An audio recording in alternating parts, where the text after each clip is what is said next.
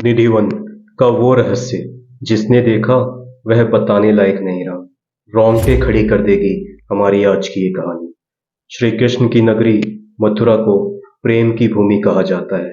वह धरा जहाँ कण कण में श्री कृष्ण का वास है। निधिवन यहाँ एक ऐसी जगह है जो कलयुग में होते हुए भी हमें द्वापर युग ले जाती है। यह रात के समय जाना मना है। जो गया वह या तो अंधा हो गया या फिर कुछ बताने लायक नहीं रहा। श्री कृष्ण की नगरी मथुरा में जन्मभूमि से बस कुछ ही दूर वृंदावन में स्थित है निधिवन।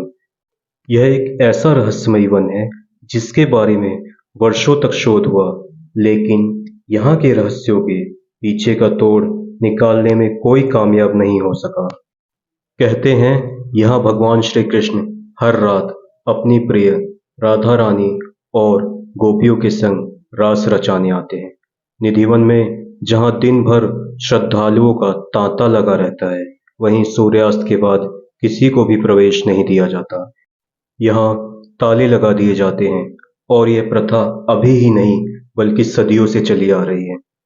आज की ये कहानी प्रिया की है। दिल्ली शहर की लड़की प्रिया शर्मा, जो कि भगवान श्री कृष्ण को बहुत मानती है।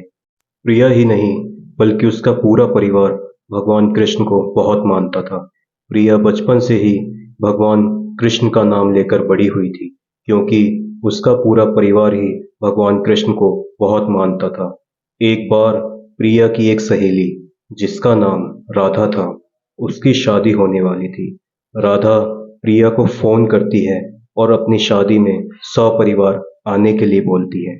प्रिया का परिवार किसी कारणवश राधा की शादी में नहीं जा पाता। प्रिया ने अपना सामान पैक कर लिया होता है और कल वो राधा के घर जाने वाली थी। प्रिया बहुत खुश थी क्योंकि राधा की शादी के बहाने वृंदावन भी घूम लेगी, क्योंकि राधा जो प्रिया की सहेली थी वह वृंदावन की रहने वाली थी। प्रिया अगले दिन दिल्ली से ट्रेन पकड़ती है और वृंदावन पहुंच जाती है। राधा का परिवार बहुत खुश होता है और प्रिया का स्वागत करता है।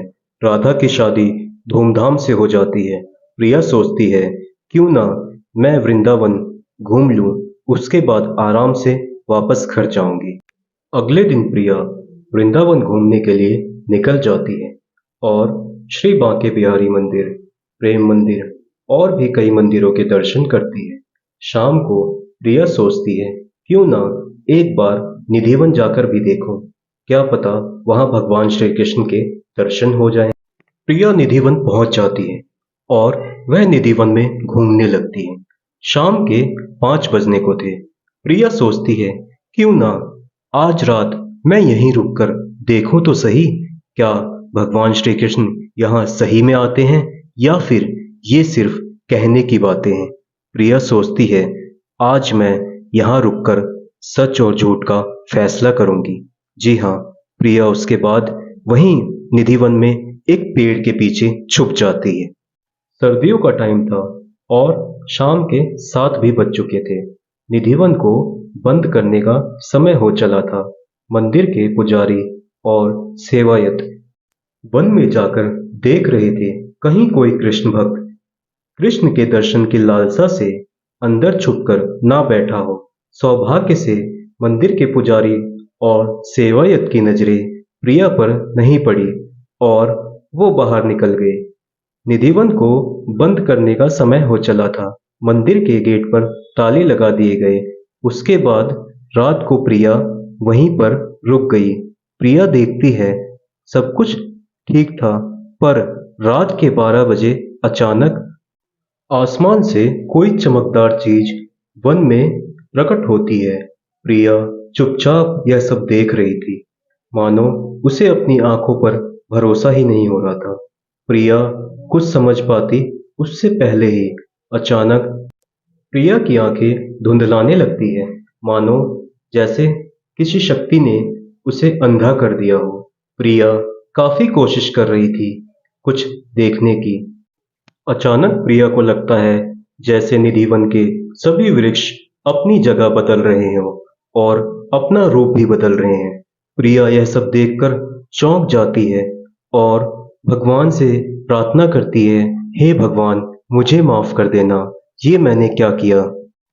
पर उसके मन में अभी भी कहीं एक लालसा दबी हुई थी, जो भगवान श्री कृष्ण के दर्शन की लालसा थी। प्रिया सोच रही थी, काश मुझे भगवान श्री कृष्ण के दर्शन हो जाते तो मैं धन्य हो जाती।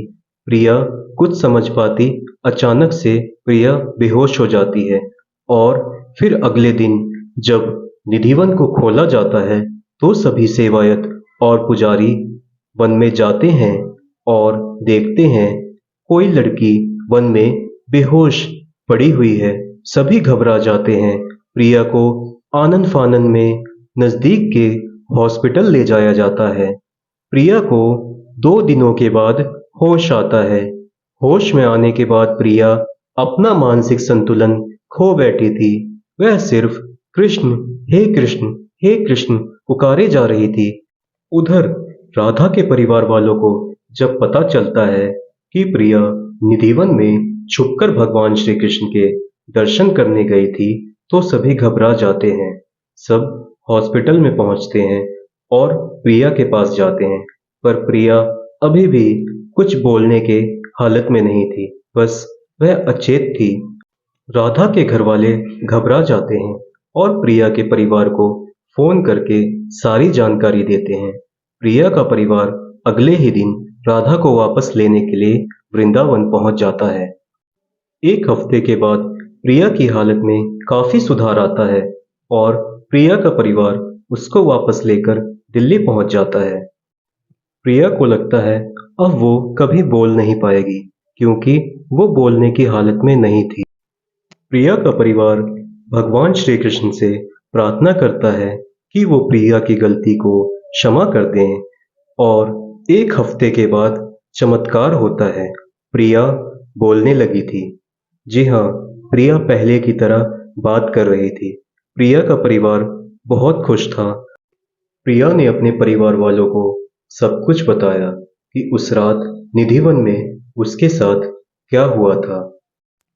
आज इस वाक्य को हुए पूरे 5 साल हो जाते हैं। प्रिया खुश है और भगवान श्री कृष्ण पे पहले से ज्यादा भरोसा करती है और भगवान श्री कृष्ण से कहती है, हे प्रभु, मैंने जो गलती की उसके लिए मुझे क्षमा कर दें। उसी रात प्रिया के सपने में भगवान श्री कृष्ण आते हैं और सपने में भगवान श्री कृष्ण मुस्कुरा रहे होते हैं। प्रिया उन्हें प्रणाम करती है और उनसे माफी मांगती है।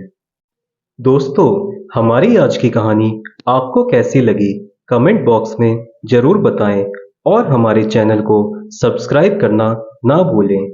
और कभी आपके पास टाइम मिले तो वृंदावन अवश्य जाएं। वृंदावन चमत्कारों की नगरी है। वहाँ के कण कण में भगवान श्री कृष्ण का वास है। वृंदावन में ऐसे चमत्कार आए दिन होते रहते हैं।